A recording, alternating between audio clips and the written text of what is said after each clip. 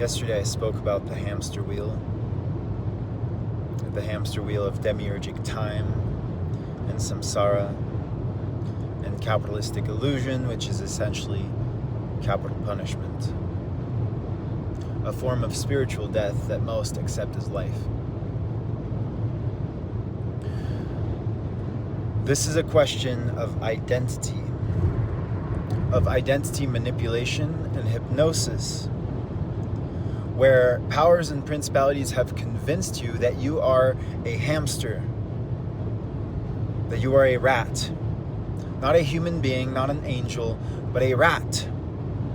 There are things in human bodies that genuinely perceive human beings in this way. The irony of the situation need not be spoken. It simply needs to be melted away and dissolved in the illusion of its reality. What do I mean by this? If you believe yourself to be a hamster, if you believe yourself to require some kind of stuckness in a hamster wheel and in a rat cage for the sake of your survival, for your worthiness and your dignity as a human being, the only reason that appears true in reality is because you believe it, is because you, as a child of God, as a child of divine consciousness, have poured the divine energy of your reality generating belief into a lie. The lie that you are a hamster, that you are a rat, that you are worthless. How deep this lie reaches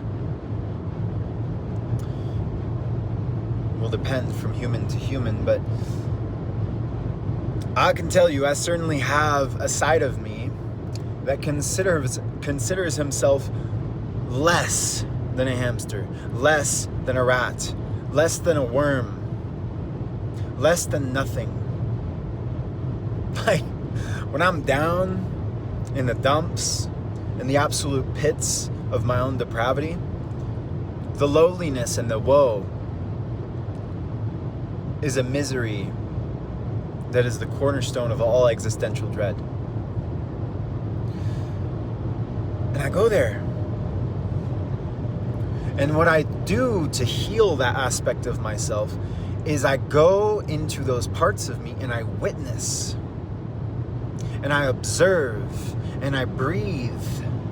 And I call forth love with prayer. And I call forth divine assistance. And I ask God, support me in this.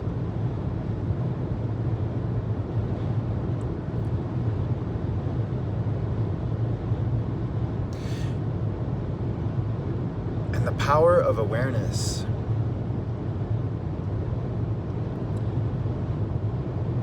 offers the gift of alchemical dissolution, which is also disillusion.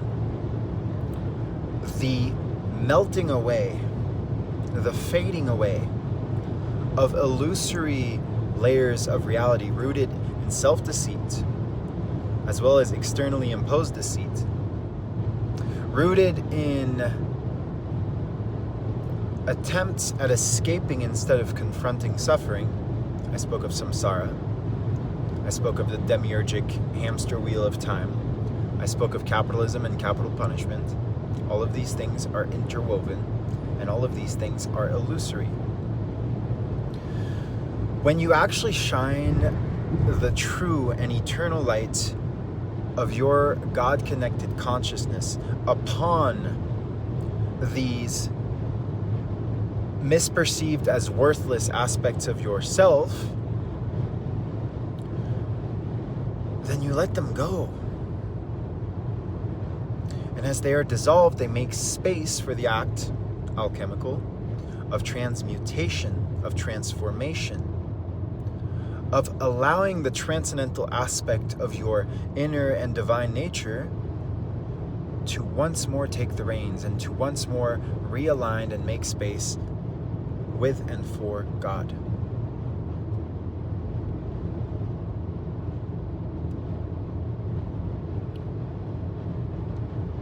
God created your soul.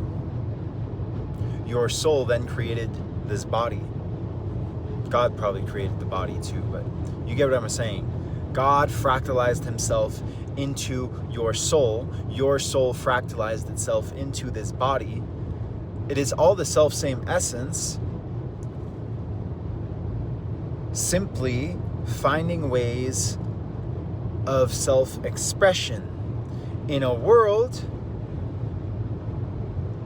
where there are all kinds of layers that have convinced us that self-expression and self-authenticity and self-authorized authoring of our own behavior, that is free will, that is destiny, that these things are not safe.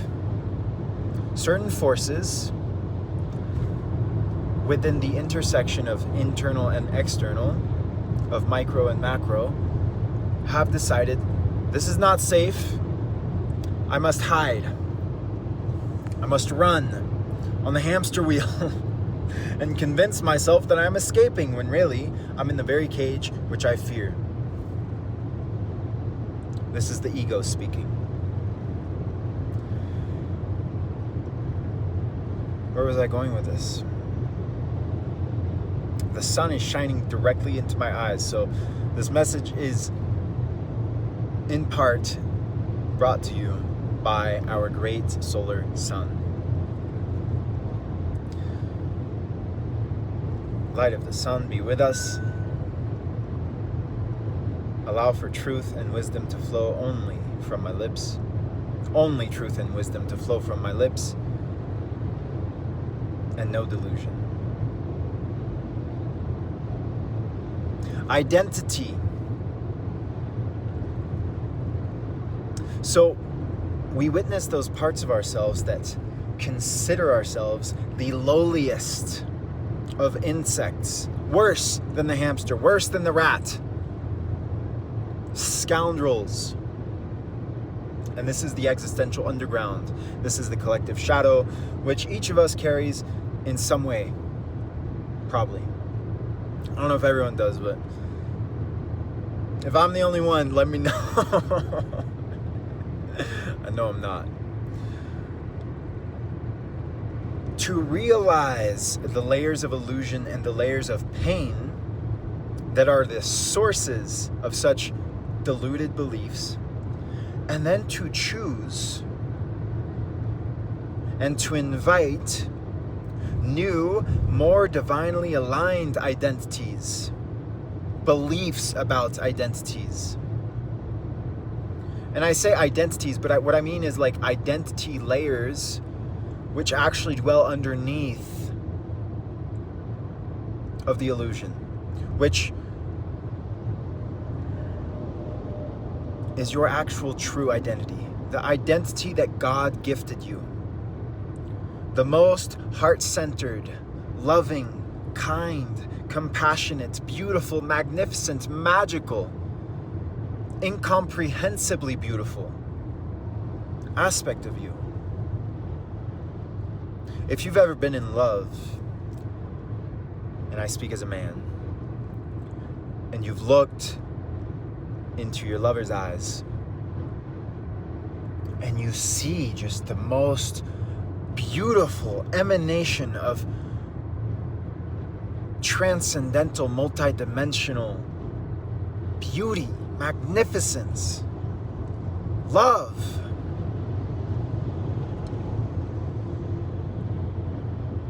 Perhaps you have been blessed to see that in another, to see that in another's eyes. And one of the greatest gifts, if not the greatest gift, is that beauty that you can see in the other, even the beauty of a magnificent sunset like this one, and these vast plains of the earth, and the magnanimity and equanimity and peace and stillness and just absolute harmony that is present in nature. to witness this animistic and self-animating beauty in the other, in the external, the greatest gift is that you also are that beauty. And in many ways, the magnificence of the mirrors that God offers you are here to remind you that you are not a hamster, you are not a worm, you are not an insect, you are not a parasite, you are not a virus. As these fucking college campuses are trying to insert into our minds. I went to college and they were literally fucking teaching us these discourses. In environmental justice courses, how humans are this parasite that are destroying the earth. And there is an imbalance, and there is like some semblances of truth in what they're speaking. But fundamentally, it's a question of essence, and the essence of our souls and of our hearts is pure. It is magnificent. It is good. And it is healing. And all it takes is the shedding of the layers of false identity, which have been either externally or internally imposed, for the reclamation of who you truly and actually are, and then authentically, by becoming the author, self-authorized, divinely authorized of your own life, to speak authentically the reclamation of your soul and the expression of your soul as the soul flower which you are, a soul flower of light and shine.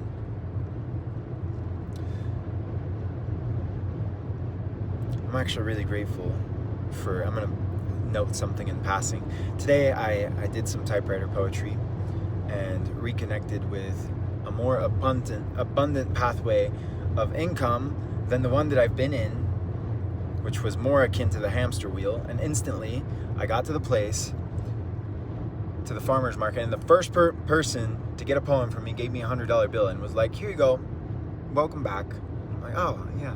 It doesn't have to be fucking moving rocks and all this. Later on that day,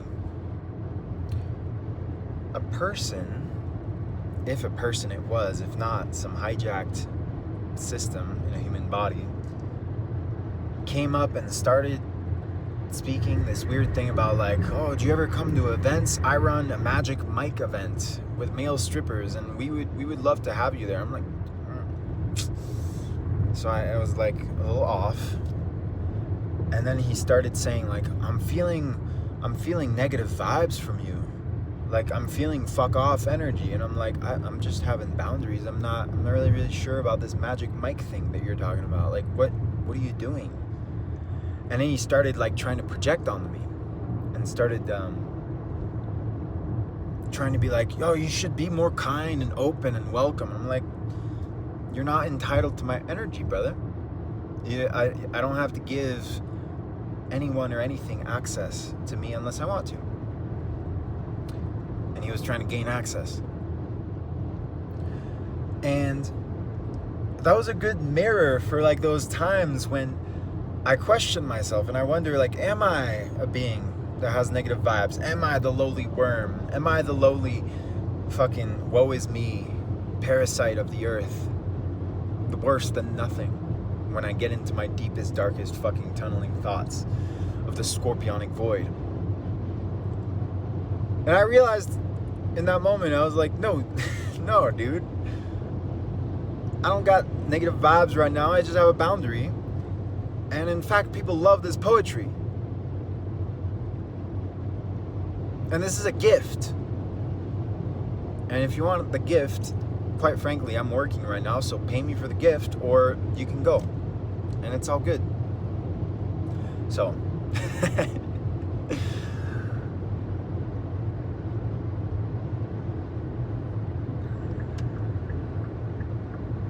the more you cultivate your gift, the more you offer your gift, the more you allow your gift and the gift of your presence to shine in the full light of who you truly are, like the sun, as a son or daughter of God.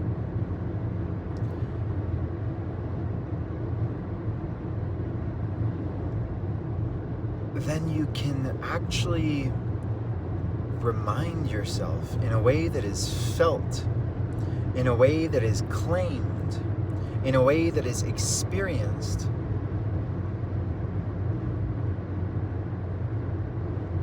of the beauty, the goodness, the magic, the healing, and the sacred presence which you are.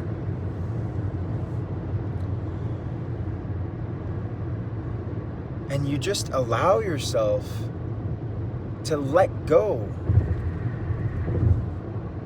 of false identities, which you have convinced yourself are you.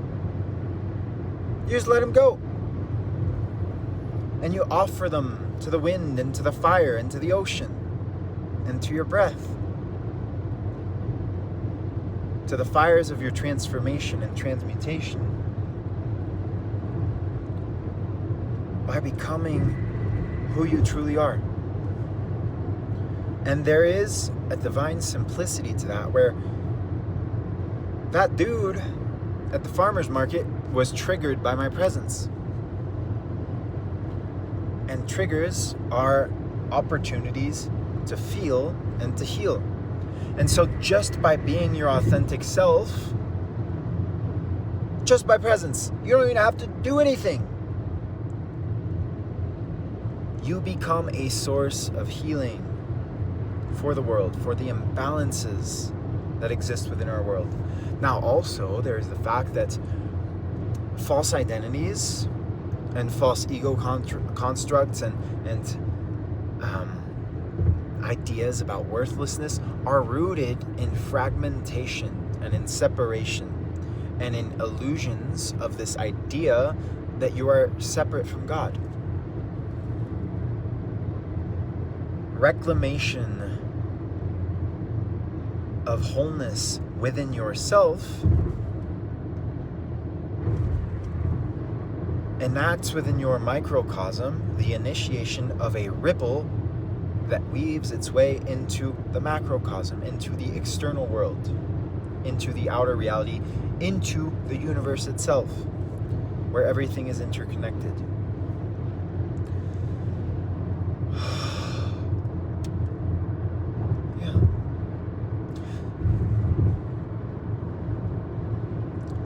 And if you're one of those people who wakes up in the morning with instantaneous fucking scripts and stories that are like, I'm a piece of shit, today is gonna be a fucked up day,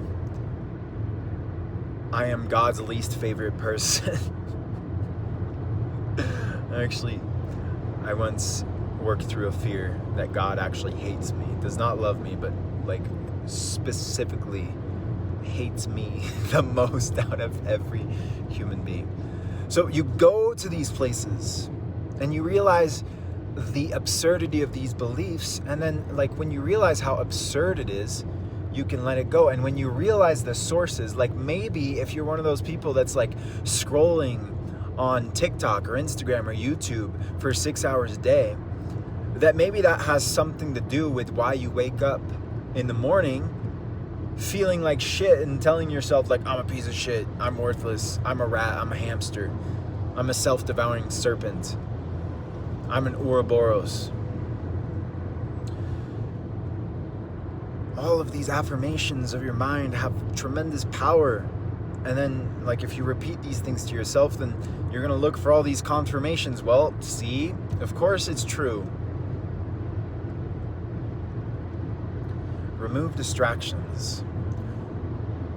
If you have addictive patterns with technology, block yourself out of them. Like just block them. Make the choice that you're done. I've been struggling with YouTube and Instagram, so I blocked myself out of there. And I spent the whole month without them on my phone. It's been magnificent and revolutionary. And it's still an ongoing process because there's years and years and years of programming that I'm combating. But at this current stage, I'm feeling pretty good. Remove the distractions.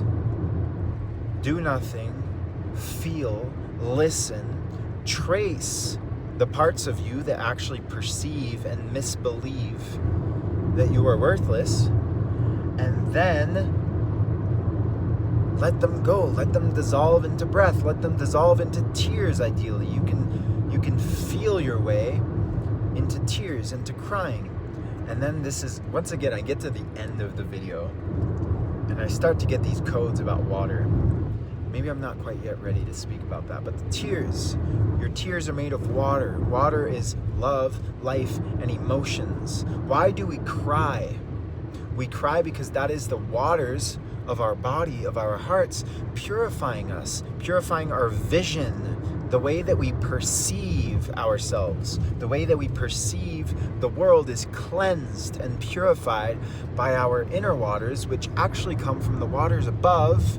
In the beginning, God separated the waters above from the waters below, the waters above in the firmament and the waters of the earth. And then he created land masses, he created bodies, embodiment. And out of the water, he made life. I don't know if it says that in the Bible, but water is in every single living being in this realm. And I wouldn't be surprised if the angels in the waters above are also tapped in to water. And I wouldn't be surprised if there is a micro, macro, internal, external relationship between the waters above of the firmament, where all of the luminaries are shining as reflective macrocosmic representations of our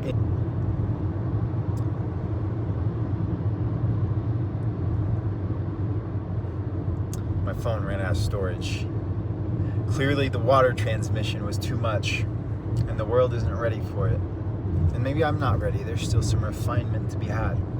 The point is, the luminaries in the sky, in the waters above, and the luminaries within, in the waters within, there is a relationship between them. And when you clear away the distorted layers of false identities, whether programmatic or rooted in traumatic imprints and pain, when you clear these things away and you allow yourself to be in harmonious relationship with the luminaries as within, so without, with the waters as within, so without, with the waters of God's sacred, life-giving emotions, energy and motion,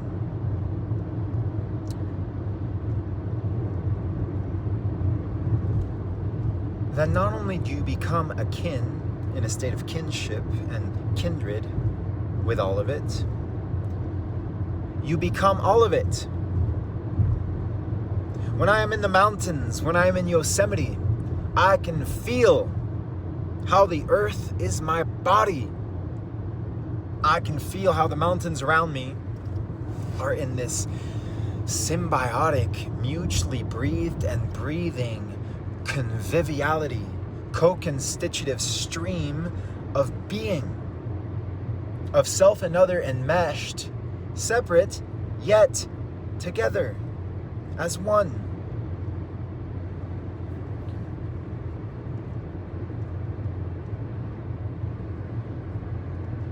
And this is divine alignment.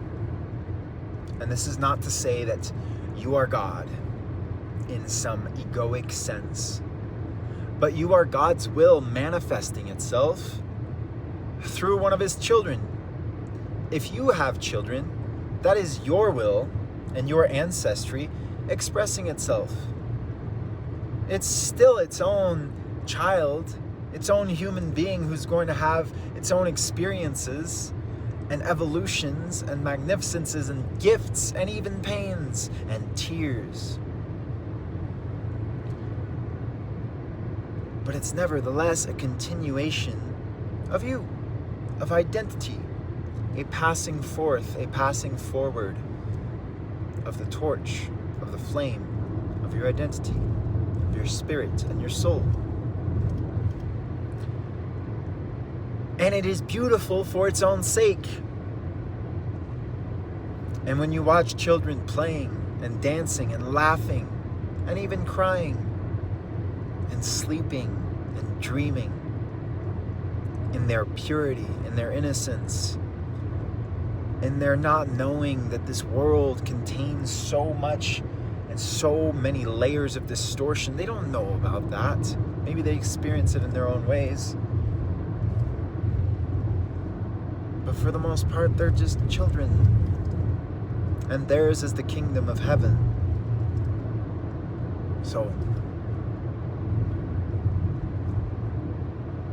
if you're stuck in the hamster wheel, if you're stuck in the rat cage, start with tracing the parts of you that identify with being a hamster or a rat, and dissolve the hamster and the rat in the recognition that you are water, and you are a human, and you are an angel, and you are as much human and angel as you are the waters within and the waters above. And you have the ability to synchronize these waters in the fluidity of your feeling, in the serenity that is found when you allow yourself to feel, and when you call forth the infinite love within your heart to flow as the infinite fountain that it is, or perhaps as a bright flame that dissolves the thorns of time like the heart of Christ himself. Whatever kind of fluidity and passion you need, whatever it needs to be to melt away and dissolve the stiffness, the rigidity, and the stuckness that you feel, running nowhere fast in false identities of hamsters and rats, which you are not. You are a child of God, and the affirmation of this reclamation